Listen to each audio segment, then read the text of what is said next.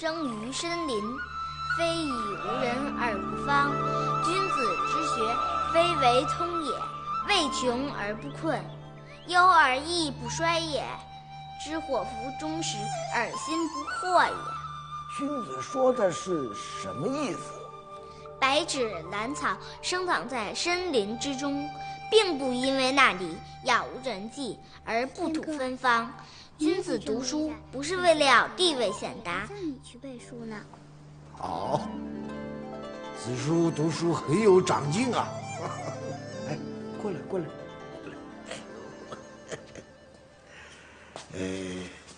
想不想跟爷爷进咱们那个藏书楼去啊？想。那二弟能一起去吗？他是捡来的，不是咱敖家的正根，不能进去。西天哥，你别生气。天下读书人，无不以藏书为美德，但有些人却将书籍作为私产，束之高阁，藏不是人。我们落花宫要做的，就是将他们的书取出来，还于民间。由于师兄感情用事，酿成南湖楼灾难，我和爹赶去补救，却在这里遇上了影响我一生的2个男人。我南湖楼无故受此大难，都是落花宫一手所为。我已经发了毒誓，一定要找到那个人。承蒙各位书楼世伯兄弟前来救助，孔一白这里不言谢了。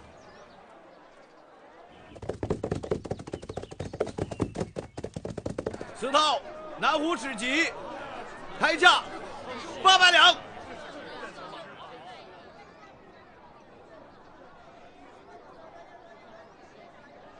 我西风堂出50两。我千心阁出40两。我太岳楼出30两。怎么越比越少啊？这到底是怎么回事？我出800两。敖府如此大义，请敖少兄为我孔家珍惜此书。慢着！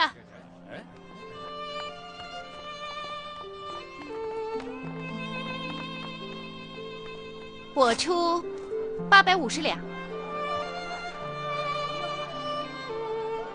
这位姑娘，你真的要出850两吗？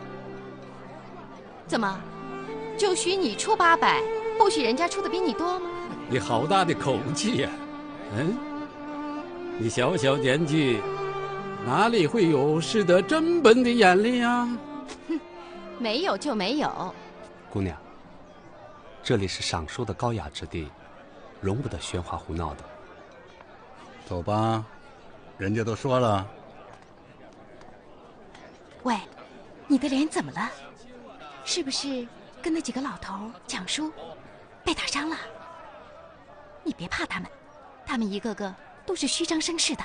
姑娘，你再胡闹，我们就要派人把你赶出去。哼，好啊，读书人也要动武吗？爹，你看他们不是赶人就是抢书，哎呀，一个个真够威风的哦。这位姑娘，你真要出850两吗？那还有假？好，850两，我让给你。南湖史籍，乃南湖楼的镇楼之宝，岂能这么轻易出手？孔公子，敖家公子，虽然你没有得到南湖史籍，但也不能让你白白来南湖楼一趟。我这里有一本白鹿书院刻印的《三字经》送给你，虽不值钱，但已是稀世珍品。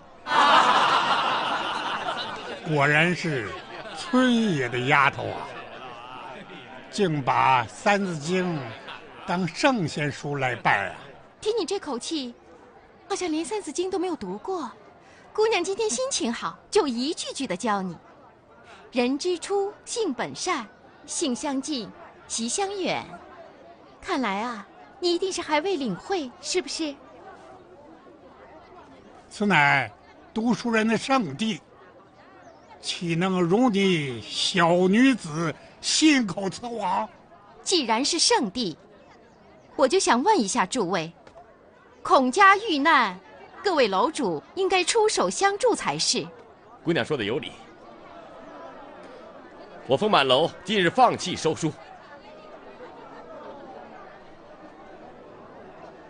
这100两银票，是本姑娘相助南湖楼解一时燃眉之急，请孔公子收下吧。那，这姑娘仗义，真是令孔某感动。哎，别，你别行辞大礼啊！我只是做了点人事而已，跟他们不一样。惭愧啊，惭愧！刚刚听姑娘一席之言，我敖少芳胜读10年书。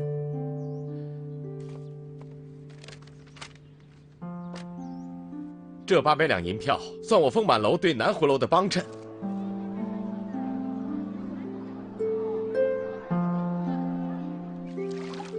爹，我看敖家三公子倒是个侠义之人哦。或者这敖家老三是个极具城府的人。少芳不孝，愿受家法处置。老大，爹，这事儿你怎么看？老三不持家，不知柴米贵。三弟啊，这800两银子，等于上百亩好地1年的租金啊。老二，你怎么看？我不持家也不读书，我就会酿酒喝酒。老大媳妇，你也说说。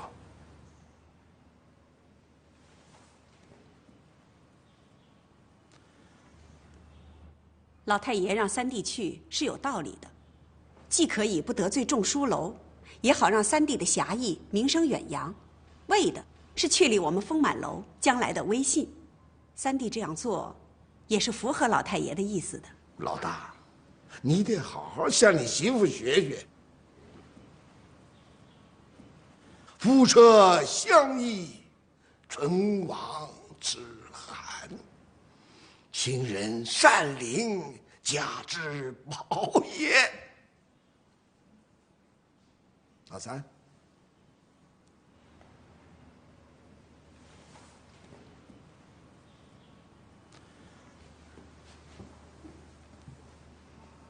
老三，听说街上怀仁堂来了一位专治胸痹的大夫，你去看看，啊。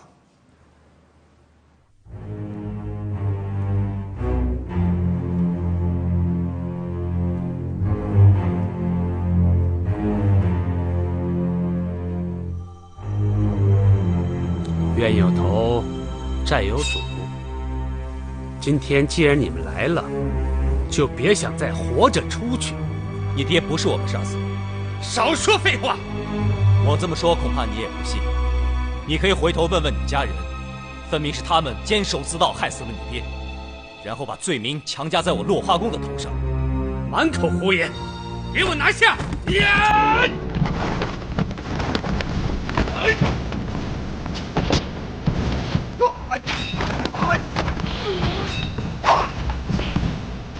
兄，你也太性急了吧！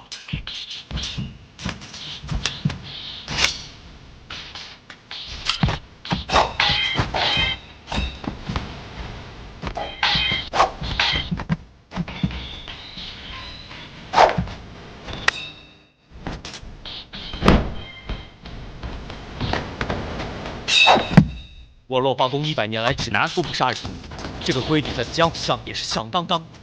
拿命来吧！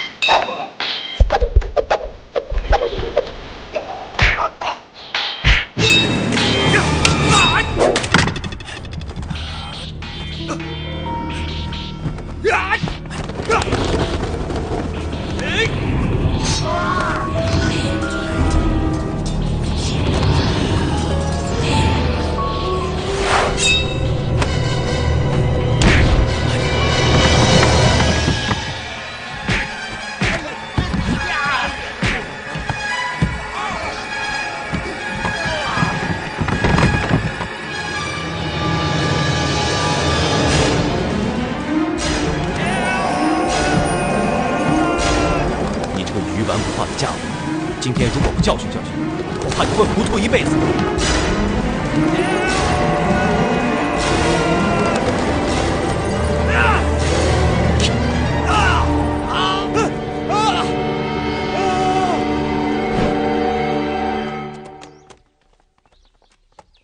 能不能再加100两？这兵荒马乱的年月，谁手头上有闲钱呢？这已经是高价了。此仇不报非君子。他们抢走的书都给我记好，把账本收好，藏好。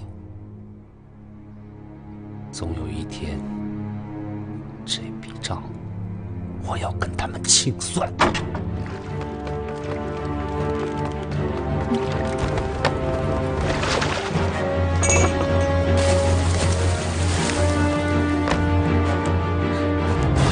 妈，你们是何方之人呢？我家主人想见你们。二位深藏不露，孔某斗胆赶来，有些冒昧了。哟，这不是孔家大公子吗？正是。难道我送你的银票是假的？不，刚才没有谢过姑娘。姑娘仗义直言，言孔某所不能言，替我孔家出了口恶气，连性命都没有留下。实不相瞒，家父是前清探花，在宫廷替皇上藏书，见公子遇难，不能不救。孔公子请回吧，我们后会有期。后会有期。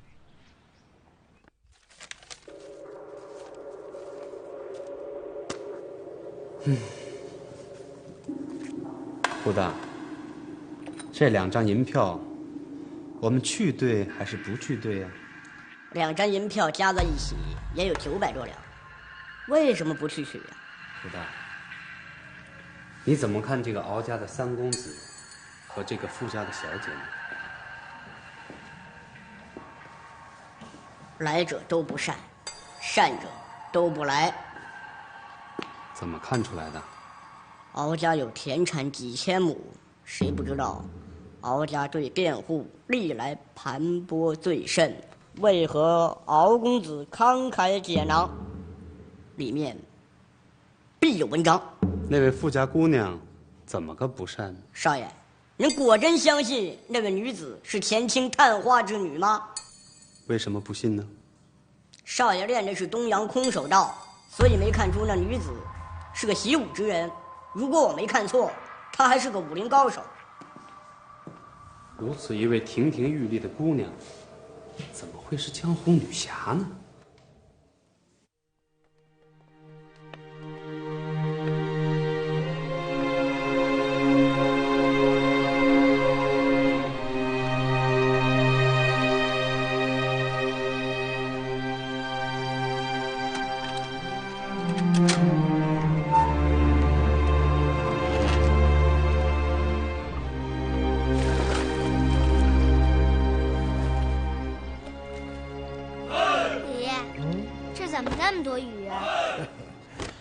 他们可不是一般的鱼啊，他们也是护楼兵。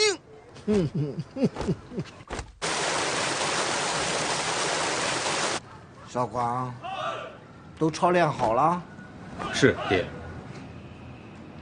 你看，这上有天网，下有埋伏，我保证让他一只鸟都飞不出去，一只老鼠都钻不进来。记住。山外有山，天外有天。落花宫不就是偷书贼吗？孩儿的葫芦团这几年已经抓了上百个贼，还怕他不成？别把话说得太绝了。不入虎穴，焉得虎子啊！看来我们非得进敖府，才能得到落花残卷。当年敖府风满楼从我爷爷手中骗走了落花残卷，从此落花宫再也参不透落花诀的最高境界了。要是得到了落花残卷，就能参透落花诀的奥秘，不至于每一代高手练到爹这个地步就会停步不前，一直陷入走火入魔的境地。落花残卷到底是什么？是书，还是一种武功突破？师傅，您看。敖公子，请稍后片刻。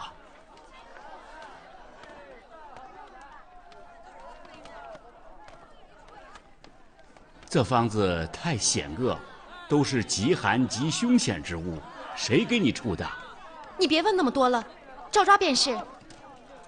喏，你这一锭银子也不够啊，就算在下只收成本，起码要50两银子。啊，我没带那么多钱呢。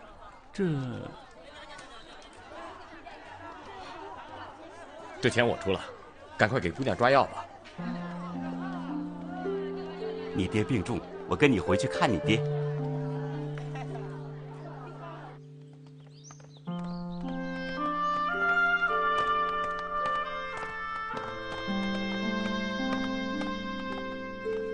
请敖公子等在此处，我爹得的是怪病，恐怕会伤到公子，你还是不要进去了。那姑娘就不怕伤到吗？他是我爹，再怎么样也不会伤到我的。公子请在外面等候吧。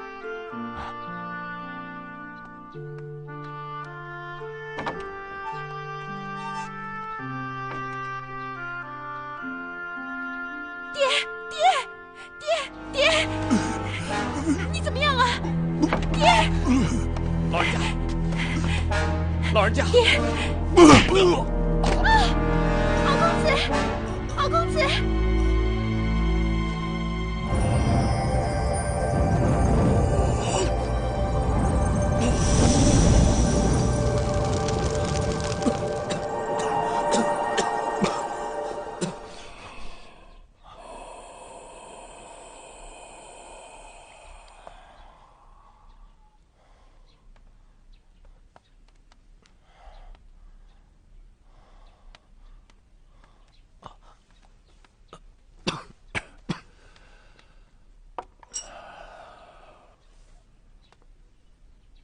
在下失手得罪公子了。啊，没什么，老人家生病了还这么大的劲儿，佩服佩服。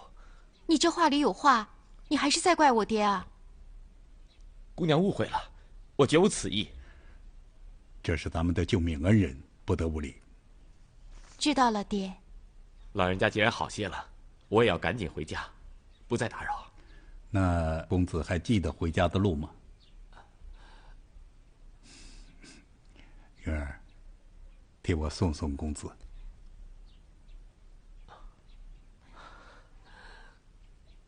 谢谢。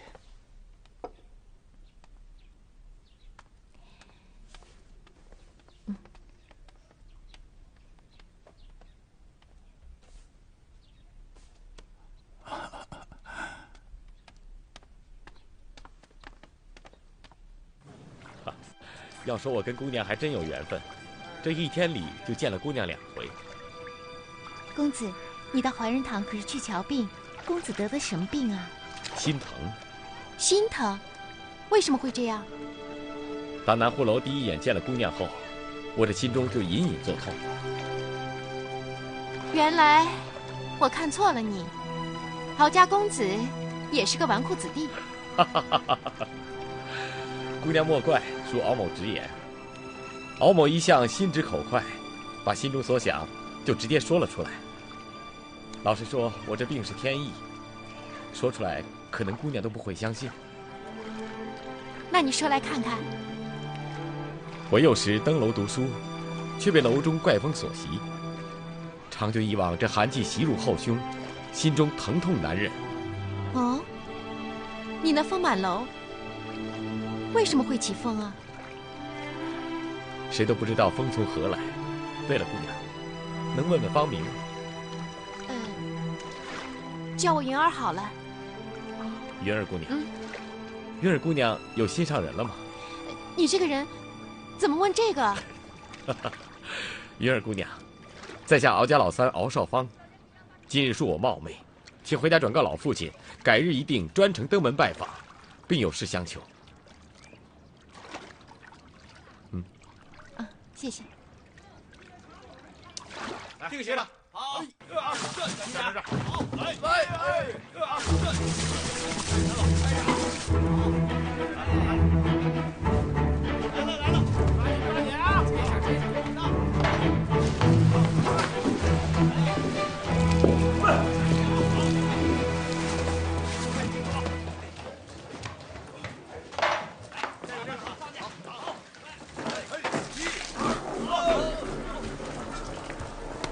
二哥，三弟啊，你跑到哪儿去了？让家里人好找。大喜，今日是我大喜的日子。哦，你大喜的日子，这很难得啊。说说看，什么事儿啊？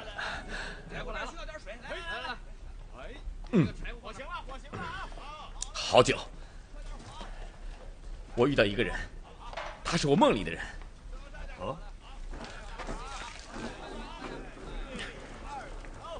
二哥，我真高兴，真的，我就想着把这喜事第一个告诉你。我这就回家，啊。哎。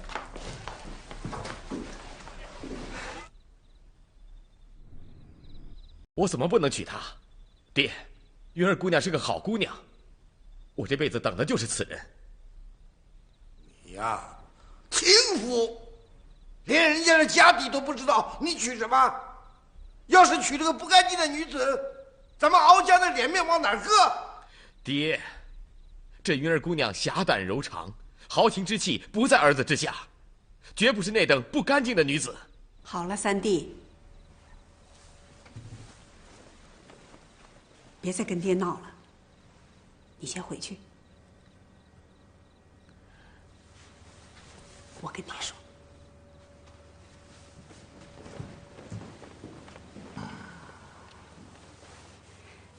爹，三弟推了那么多门亲事，这回是他自己找上的，你应该高兴才对啊。高兴？这不合敖家的规矩，不合规矩。哟，爹，您看我那三弟像是合规矩的人吗？我倒真觉得，三弟应该有个人管管了。既然这次他自己看上的，那倒真好，不妨我们都瞧瞧。我这话只跟你说。我这三个儿子，你瞧，老大邵广，他能护风满楼，从小练就了识别天风风向的本领。可他有勇无谋啊！再说，也让你个媳妇管得了没有大家之气了。老二呢，整天的沉溺在酒气之中，也不知道他整天在想什么。都说老三，他承继了我们敖家的灵慧，读的书也属他最多，但是不争气呀，意气用事，浮躁得很啊。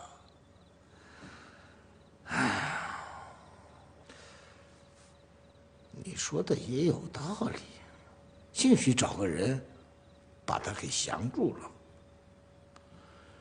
哎呀，可是这风满楼，他们哥儿仨，我是不想让他们再登了。爹，那谁登呢？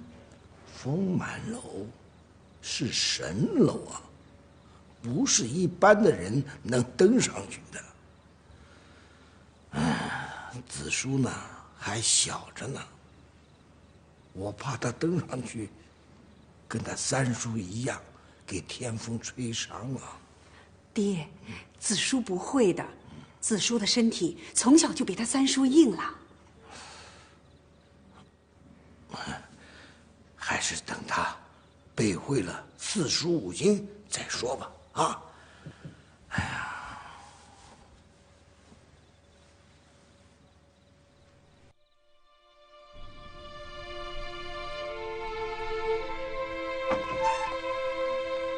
三弟，你就不怕爹说你？这姑娘值得你这样吗？嗨，随她吧，我这辈子只干这一件出格的事，值得。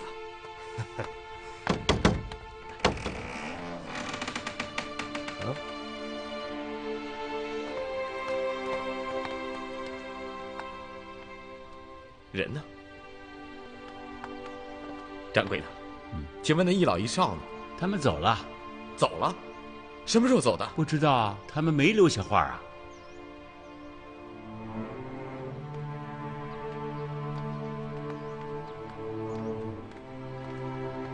三弟，看来还是缘分不到啊。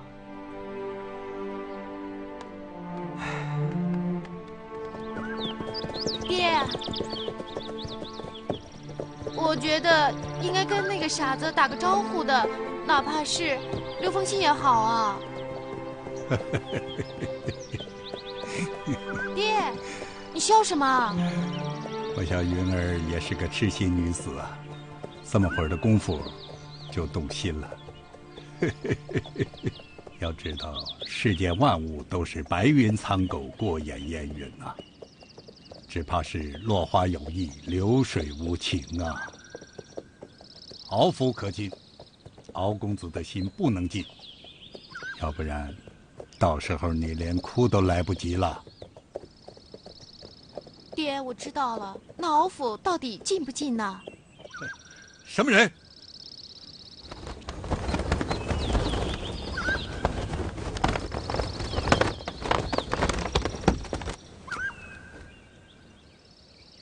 爹，他怎么又来了？孔少爷染上了恶风寒，求您救救我家少爷吧。你家少爷在哪儿？就在前面不远处。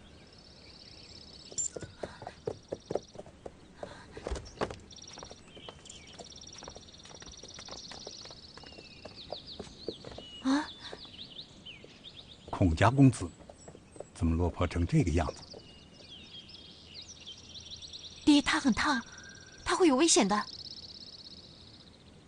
不是给过你们100两银子了吗？怎么不去求医呢？孔少爷有话，宁肯病死，也不用姑娘的钱。孔公子虽然是一介书生，但是骨头还挺硬的。爹，孔公子的命我们就定了。云儿姑娘，云儿姑娘。三弟啊，别喊了，让人家笑话。为什么？为什么要不辞而别呢？我跟他说过，我一定会回来找他的。难道他要躲我吗？三弟啊，还是下来陪二哥喝点酒吧。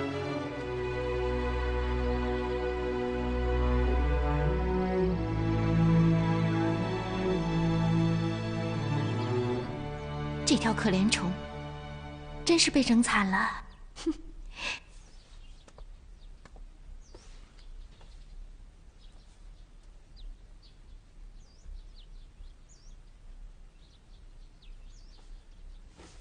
哎，你起来干嘛？小姐，救命之恩，我这里谢谢了。哎呀，你可真够麻烦的！就你们读书人这么多的礼节，命都不要了，要那么多礼干什么？哎，先躺下，先躺下。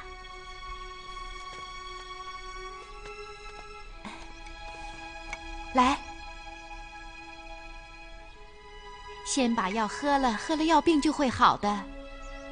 快趁热喝吧。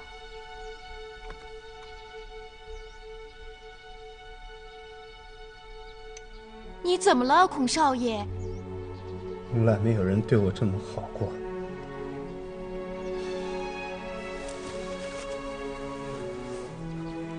姑娘的大恩大德，我孔一白没齿难忘。瞧啊，说你事儿多吧？来，先把药喝了，先把药喝了嘛，喝完了你就会好的。来，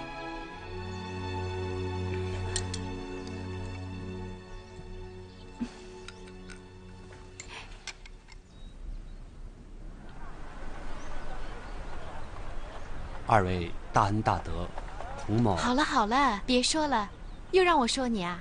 孔公子此行是朝北呢，还是朝南呢？不知道。不过我是一定要找到落花宫那个贼的，他害得我家破人亡，不报此仇我誓不罢休。看你，读书人，表面上文质彬彬，谦恭礼让。可是，一旦惹急了，还不是一样的很多啊？嗯。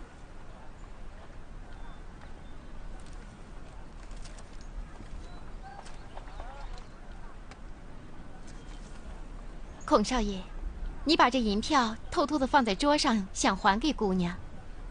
少爷若不嫌弃的话，还请收下银票作为盘缠。嗯。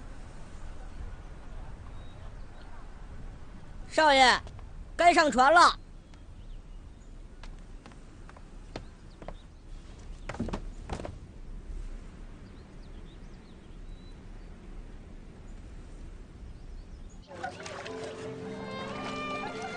三弟，已经找了2天了，你不累，二哥我还累。缘分在天，也不必太过分伤心了。二哥，你就别劝我了。我知道，在你们眼里，我是有点疯，有点傻，可我心里……自打南湖楼收书那天起，我第一眼见到这位姑娘，我觉得她是老天派来的。什么收书啊，场面啊，全都不重要了。我的眼里只有这个姑娘，你明白吗，二哥？她为什么要躲着我呢？为什么要走得这么快呢？茫茫天地，你让我上哪儿去找她？三弟，来，喝口酒。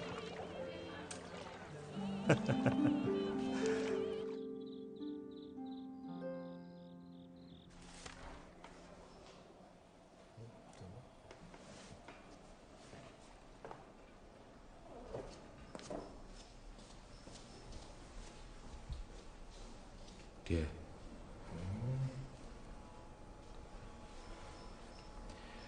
爹，我想跟您老商量件事儿。您看，子叔也不小了，按您的吩咐，这4书5经也会背了。是你媳妇让你来的吧？不，是我想。你每天在想什么？啊，就想着抓贼。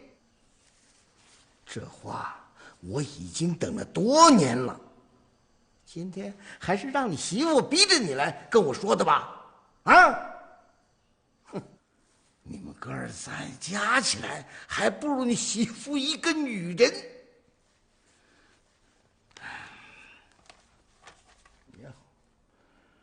儿子看书，老子看贼，这倒也是个活法啊！行了，回去跟你媳妇说，明天开始子书我带。爹，您同意了？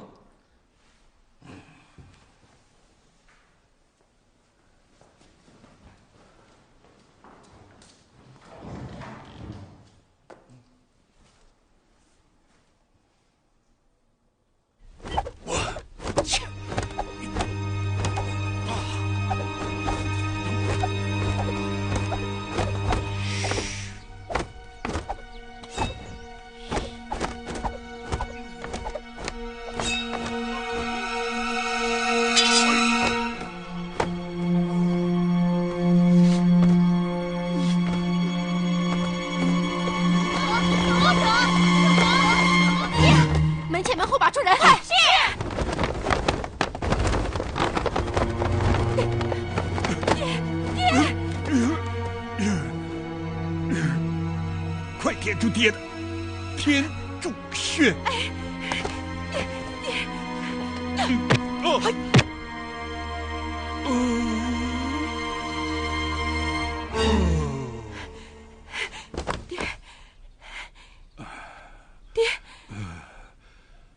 爹一练功就出现这种情况，以前是3、4个月就出现一次。爹，现在是2、3天就出现一次。爹恐怕不行了。爹，你千万不要这么说。只有找到落花残卷，才能救爹的命啊！爹，你说吧，玉儿听着呢。明天。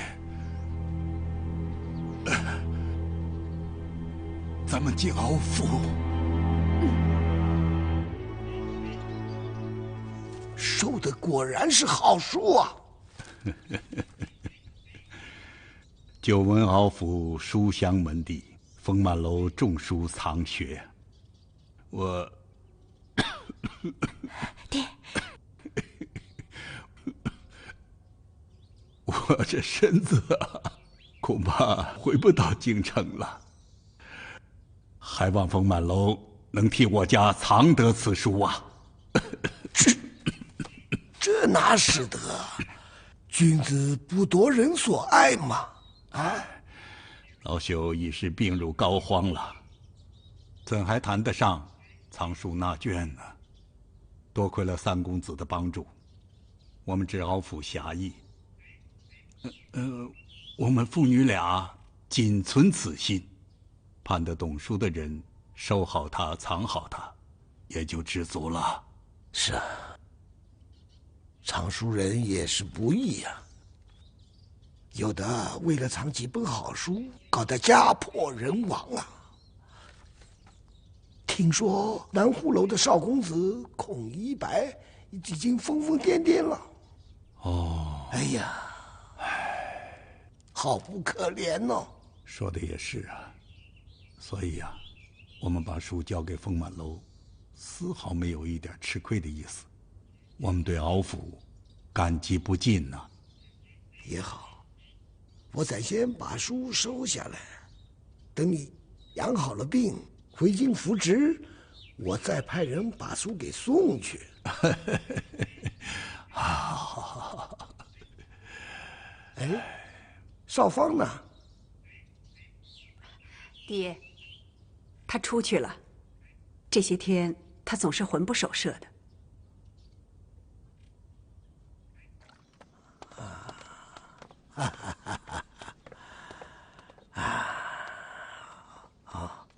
对了，你到后院去腾出几间房子来，让老先生静养。哎，哦，对，你查过了吗？我派人查过了，他确实在宫里替皇上掌管藏书，还在他的包袱里发现了有宫里的牒文。爹，这书真有那么好吗？这书值多少钱吗？这是皇宫里收藏的，它价值千亩良田，万丈之地呀！那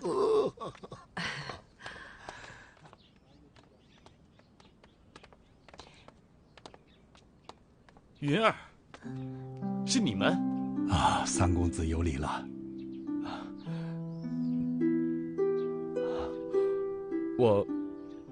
我还以为你走了呢。你们是要走吗？二哥，你帮我看着他们，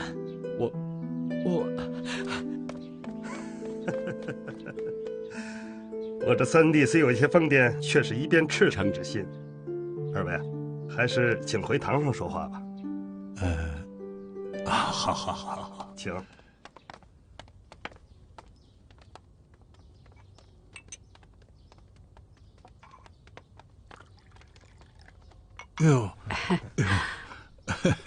请坐，坐。爹，您坐。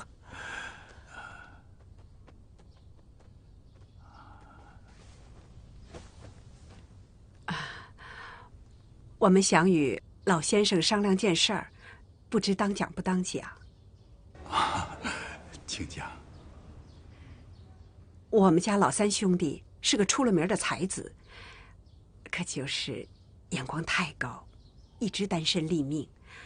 我们呐，也是急不得，恼不得。就不知，您家这位姑娘，她……我家小女还不曾想过此事。好，这事儿改日再说。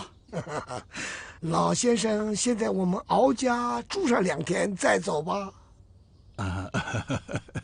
那就恭敬不如从命了。好好好好好。老太爷到。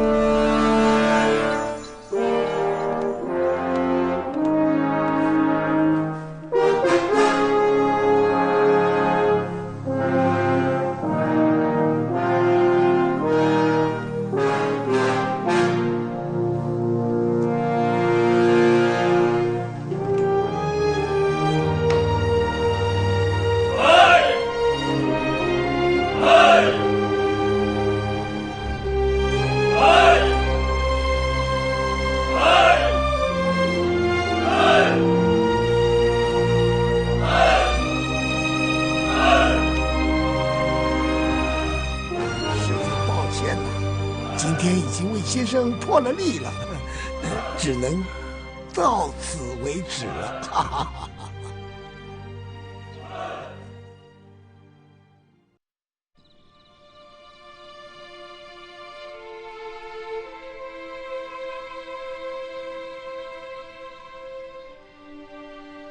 风马楼乃4楼之首，闻名天下，果然是名不虚传呐。云儿，你是如何想的呀？爹，云儿没有想法，只听爹爹的。嫁到敖家，也许会在大婚之日有机会呀。可是爹又不放心你。爹，我答应你，敖家可进。敖少芳的信，女儿是不会进的。这也许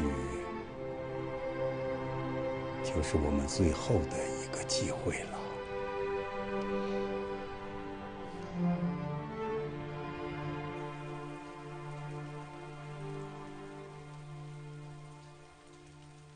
7月16，宜嫁娶，宜敬神。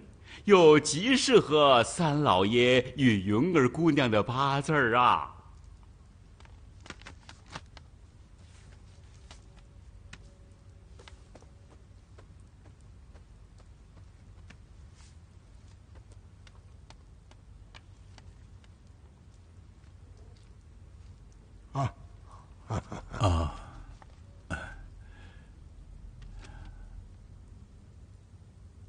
香车应家婿，美酒宴嘉宾。交颈鸳鸯并蒂在下立，挟翅紫燕连理枝头飞。好句好句呀！离7月16只有3天了，你我该称呼一下亲家了吧？哦，亲家好，亲家好，亲家好。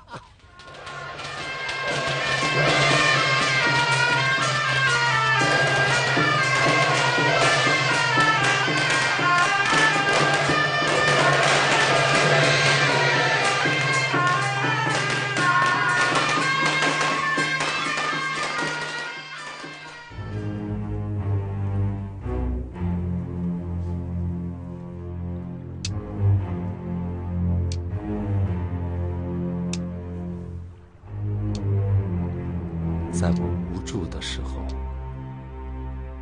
你走进了我的心里；在我最孤单的时候，安抚我的也是你。可是云儿，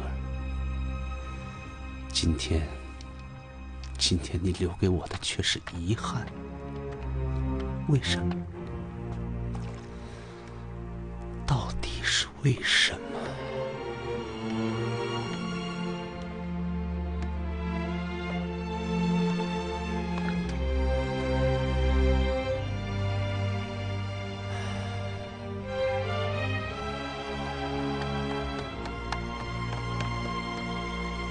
少爷，我们去什么地方？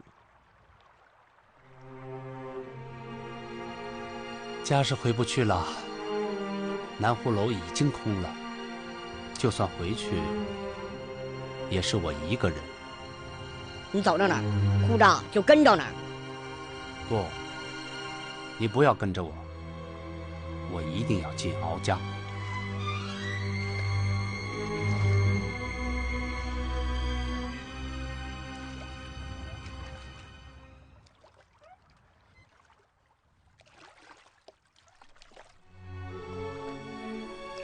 敖少芳啊，敖少芳，是你骗走了云儿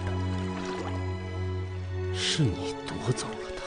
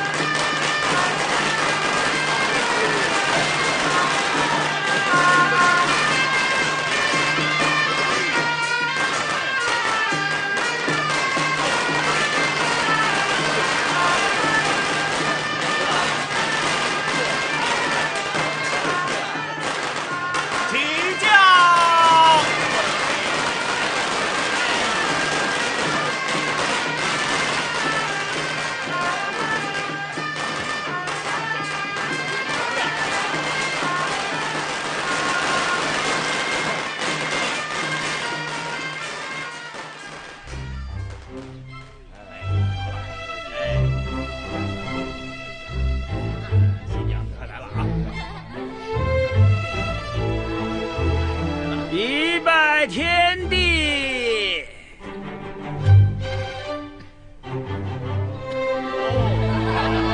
起！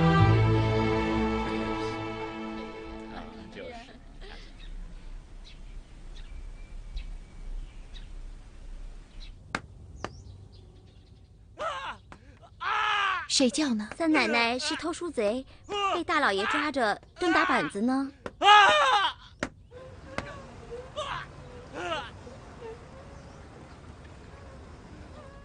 你不怕呀？我不怕，打，把他打死才好呢，谁也不许进。那我呢？我能进吗？也打死你。那楼是我的，爷爷说我背完45经就让我上。那楼里有怪风，要把你吹死的。我不怕，我爹说那风和他是朋友，帮他抓贼的。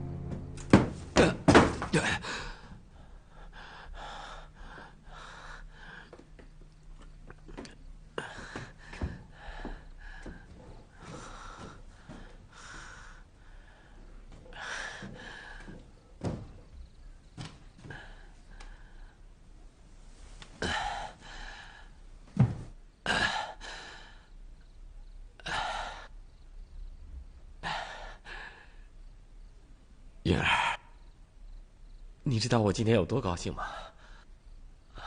有你真好。你真的这么想？从现在起，我一天不能没有你。我若死了呢？你若死了，我跟你死，我们去到另外一个世界，还要待在一起。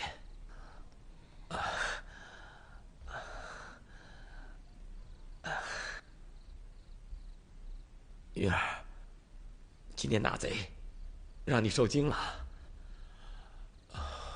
我们凤满楼啊，贼是不断的，但是没有一个能逃过我大哥的耳朵，一个都没有。从来没有。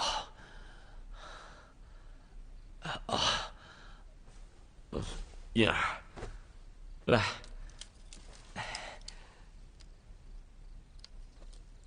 给你看样东西。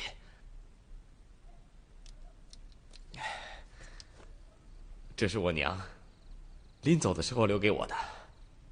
她说，如果有一天我结婚了，我的媳妇儿帮我生了一个儿子，我就把这东西给她。我想他现在就是你的。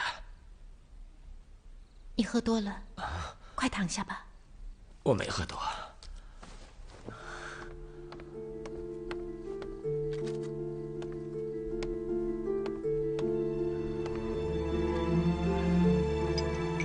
来，喝点新旧茶。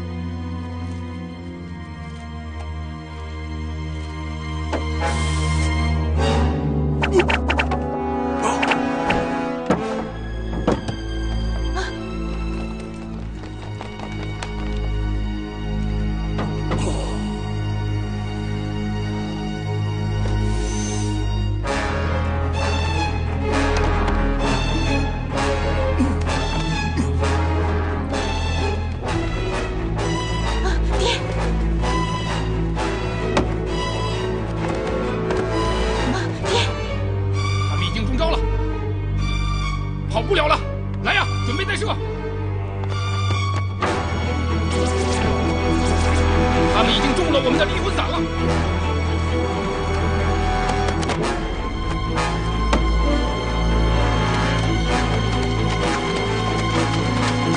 上书要紧，快！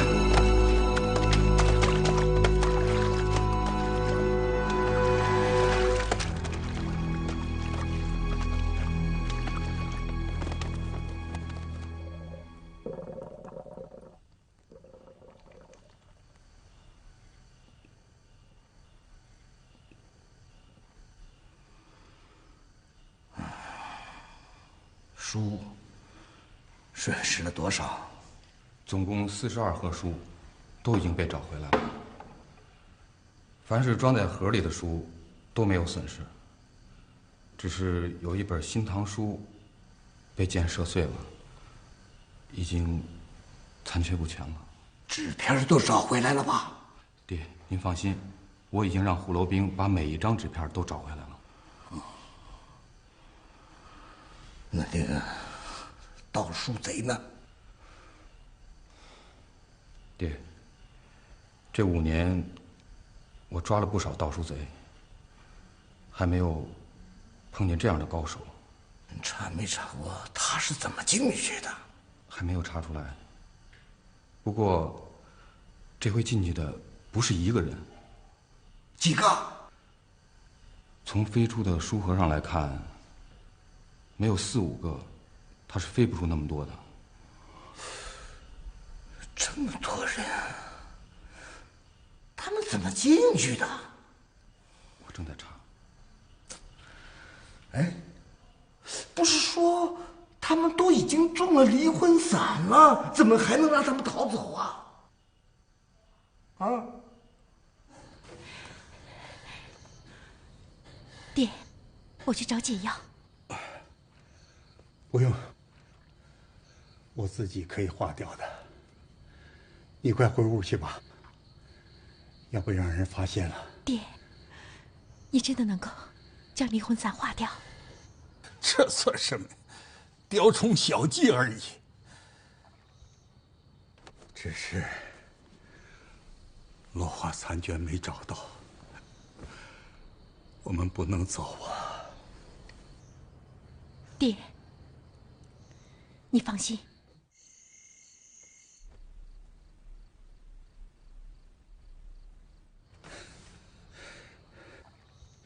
今天晚上实在不行，就把那个敖少峰杀掉，反正不能让他沾你。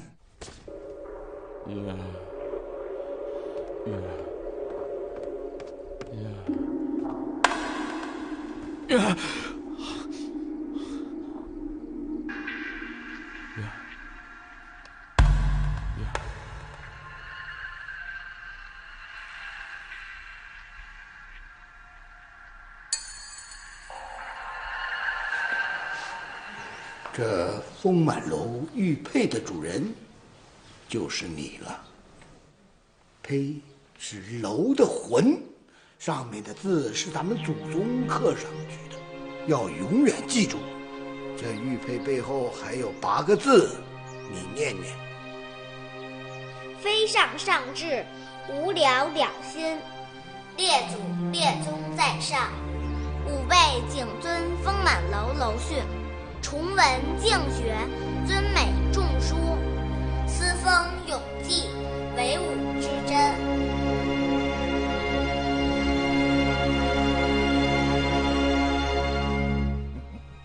走，跟爷爷上楼。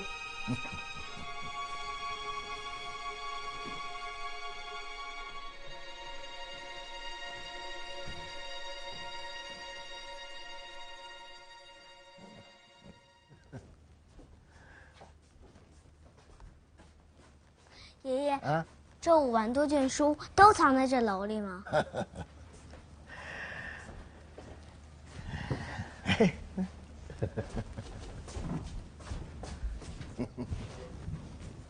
爷爷，这5万多卷书，我这辈子能读完了？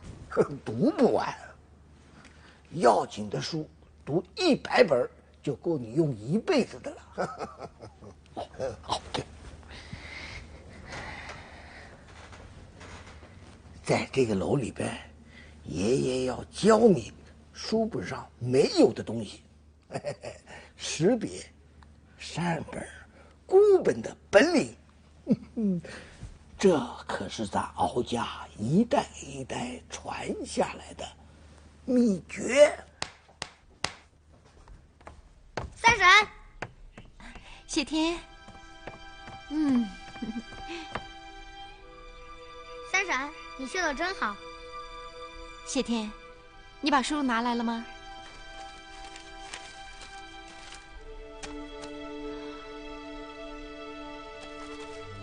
喂，这就是你的书啊？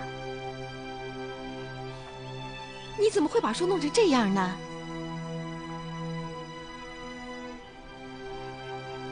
谢天，三婶儿问你，这里面是什么？字。那是什么？是人。人。三婶，非上上字，无了了心是什么意思呢？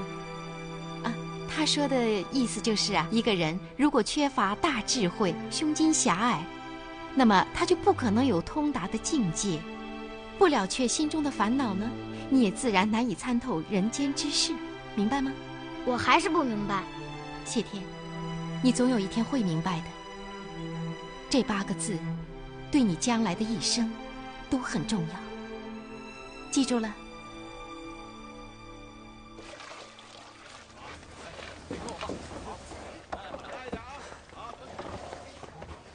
怎么，大娘要打你了？怎么了？为什么不让我上风马楼？小孩子不能上的，爹也不上。子书就能上。你上去干嘛？那上面除了书什么都没有。爹，我是捡来的野种吗？你是听谁说的？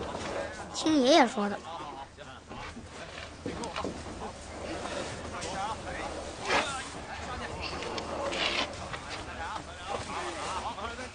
你是爹的亲儿子，我是你的亲爹。读书是为了做官，你想做官吗？那你能告诉爹，你长大了想干什么？我要娶一个三奶奶那样老婆。好志向，儿子。咱不读书，不登楼，娶个好老婆，一起喝醉了，讨一生的自在。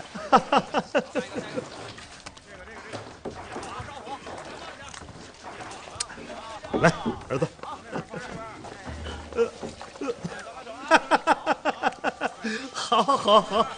好儿子，记住了，只有酒是好东西。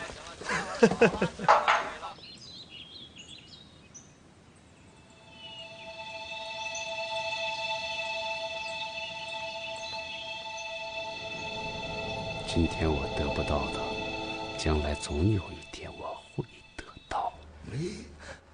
孔公子，你这是何故呢？晚辈无功不受禄，我没有为敖家做过一件事情，所以这张银票我还是受之有愧的。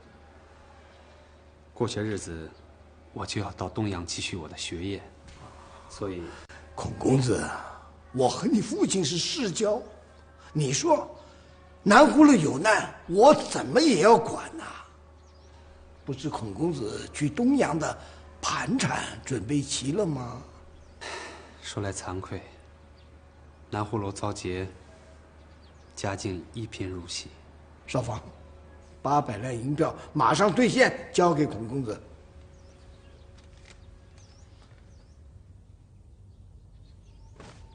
你，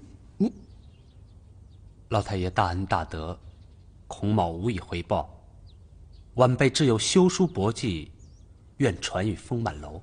贤侄，请起，请起。南葫芦素有修旧如旧的古书技巧，闻名天下，从不外传。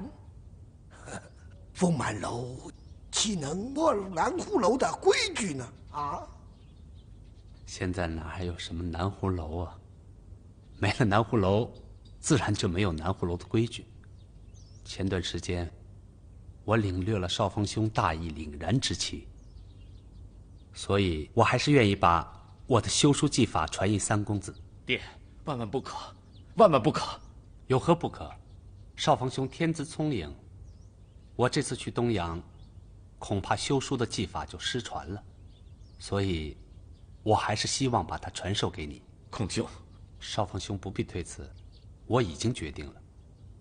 少峰，从今天起，你要拜人为师，好好学学南湖楼补书绝技。爹。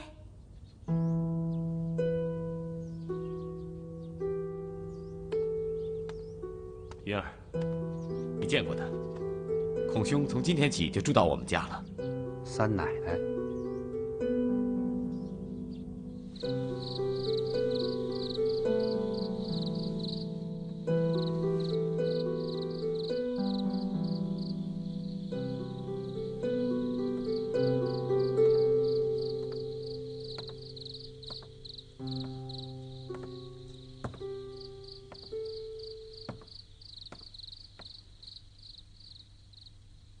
睡去吧，受了夜寒可不是闹着玩的。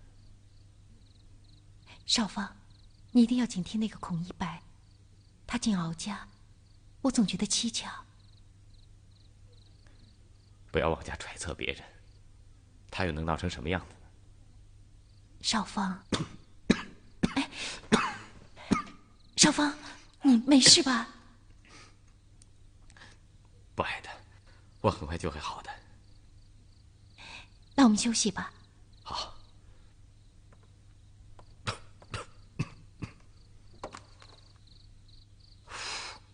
云儿，在想什么？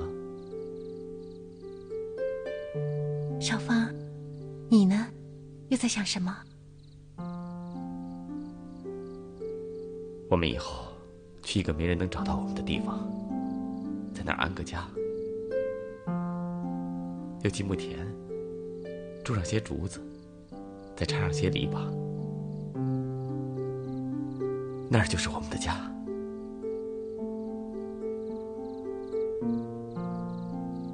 给我生个儿子吧。你怎么了？怎么这么看着我？少峰，暂时不要，等你身体养好了再说。没关系的，有了儿子，你在家里说话都会不一样的，知道吗？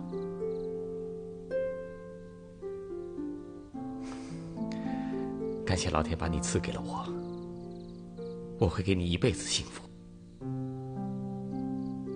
一辈子？你不信？来者不善呢。敖少芳怎么反应的？爹，您不知道敖少芳这个人，他绝不会把别人往坏处想。像他这样，迟早要吃亏的。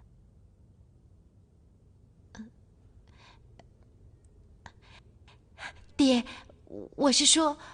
你什么都不要说了，你只要记住，进敖府前，爹跟你说的话就行了。爹，您的话，允儿铭记在心。到处都是鱼塘，到处都是金鲤鱼，连凤满楼里也有鱼塘。丰满楼里的鱼可不一样，我大哥常年仔细观察，丰满楼里只要有风，这鱼儿就一定有动静。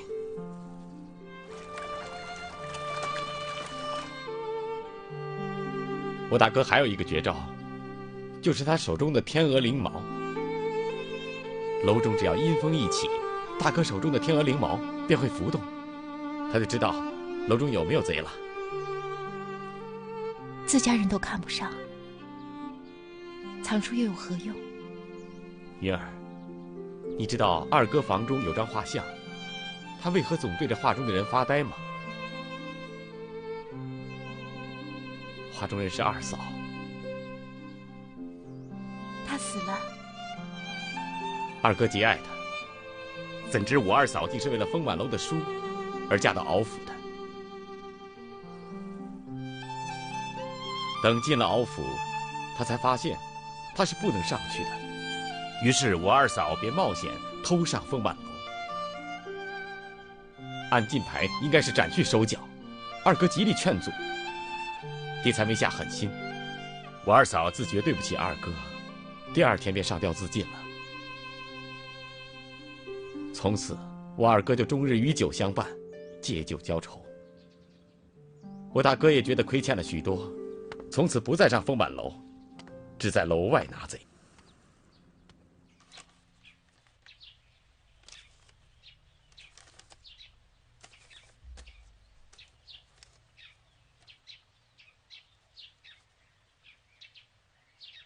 这修书首先要掌握清、占、连、断、挑。天下最易损之物是书，最难补之物也是书，因为水、火、潮、虫都是它的天敌。这所谓清，就要像我现在这样，要用手腕的力量轻挑书的残边。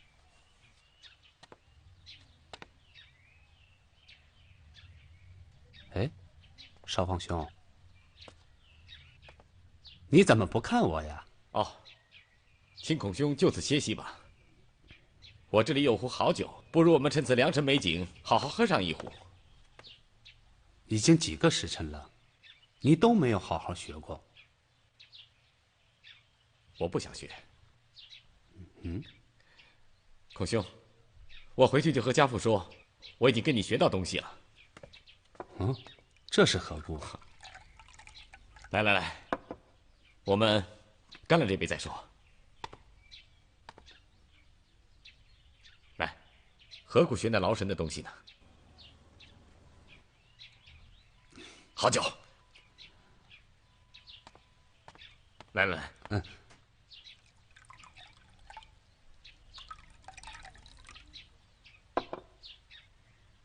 孔兄，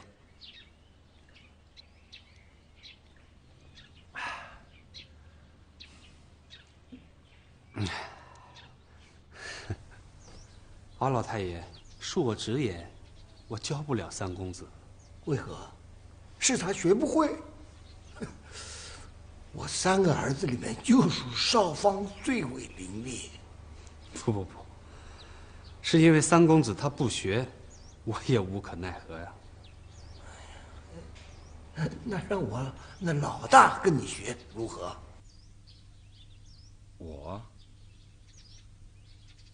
爹，这可是细工活，我只会武当中剑的，这我学不来呢。老太爷您放心，我一定会将南湖楼的修书秘技传与敖家。不过有一事，请容我说上一二。请说。这世人都知道，南湖楼的修书秘技只传于女眷，这因为我是家中的独苗，家父自然传授于我。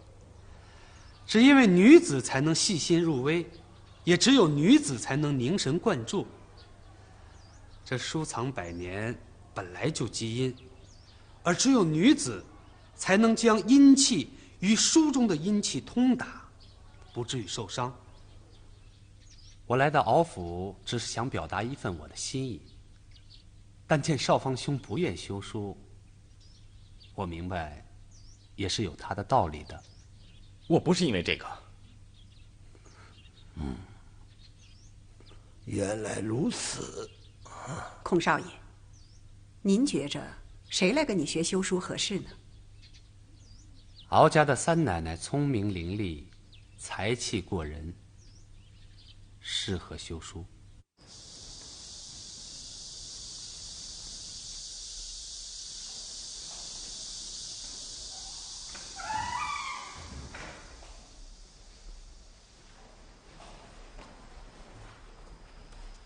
爹，你真想让老三媳妇儿跟着孔一白学修书？你想说什么？没什么。弟妹那么聪明，该去学的。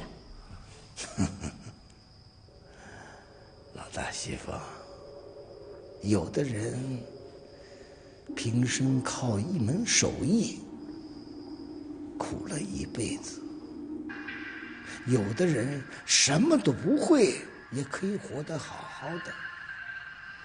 知道为什么？不知道。劳心者治人，劳力者治于人。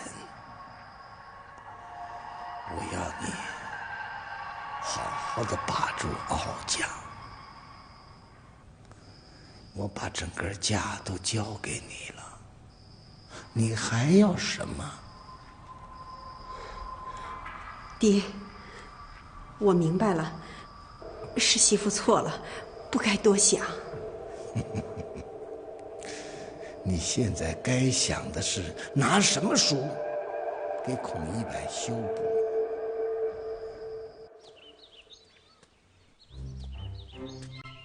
云儿，云儿，散场！散场！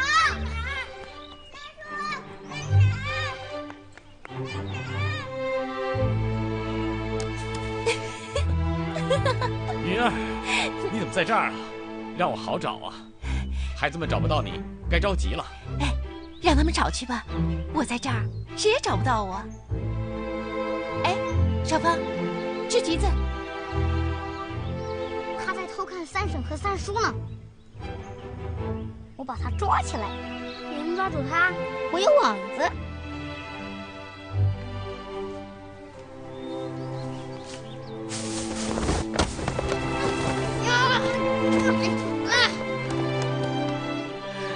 喂，少芳，你看，孔一白被谢天吊到树上去了。嘿，刀疤，你躲在这里偷看人家，不该造啊！放开我！你自己下来呀！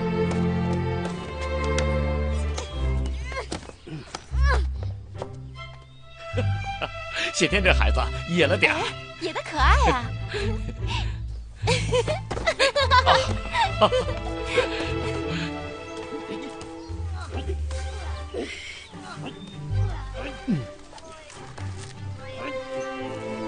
这小子再不撒手，我摔死你！你是谁？你才是人呢！你摔死我也不撒手！小东西，你还敢来欺负我？你给我撒手！就不撒手！快撒手！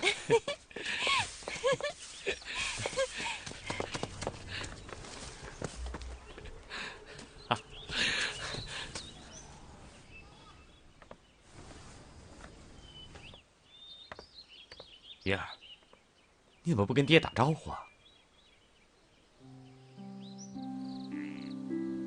孔一白找你传授修书之法，这倒是个好机会。你能趁机将丰满楼的书都摸上一遍。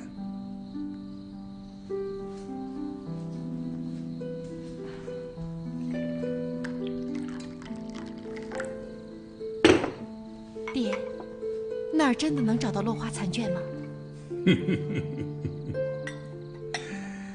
你以为敖老太爷是个一般的人呢？嘿，他一定会有防范的。他绝不可能把所有的书都交给孔一白修的。云儿，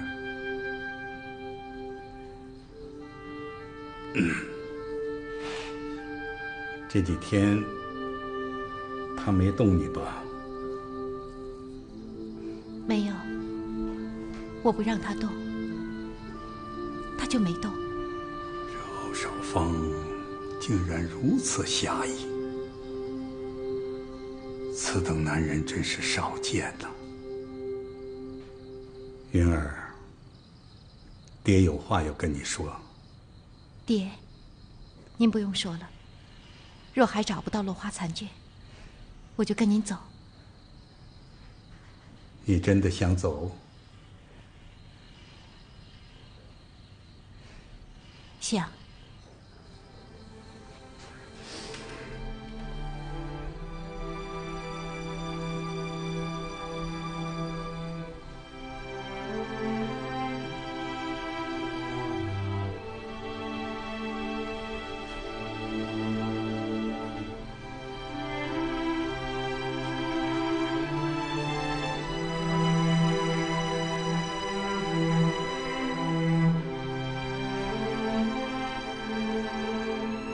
当爹的怎么会不懂得女儿的心呢？你是不是离不开她了？嗯？有什么心里话跟爹说？说呀。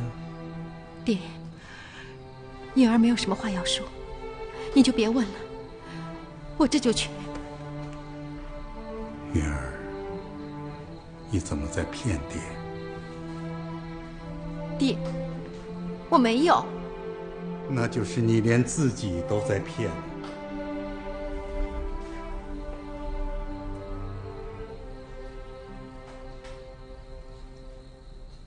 爹不强迫你做什么，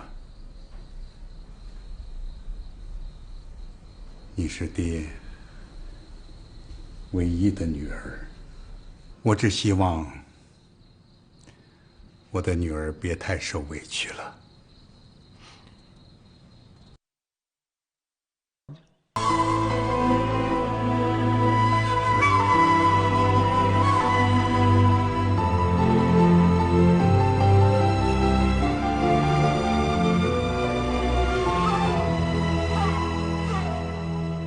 我对你神秘的吹动，在身体里，在睡梦中，我对你暗暗的缠绕，你不会在意，也不会惊动。你在风声外，我在风声中，我在动中静，你在静中动。我是你看不见的存在，我是你触不着的未来。我吹呀吹呀吹呀，总是吹不进你的秋波里。我飘呀飘，飘不进你的掌心中。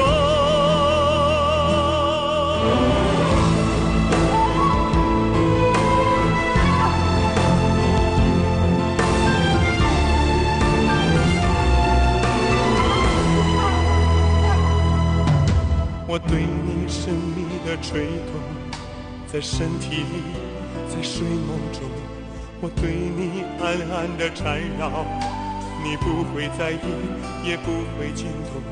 你在风声外，我在风声中，我在动中静，你在静中动。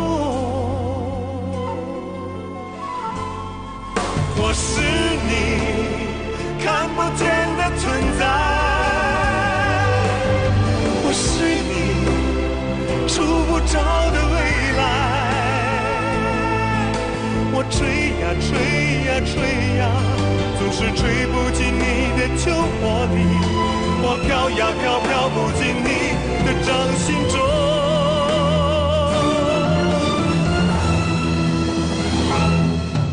我是你看不见的存在，我是你触不着的未来。我吹呀吹呀吹呀，总是吹不进你的秋波里。我飘呀飘，飘不进你的掌心中，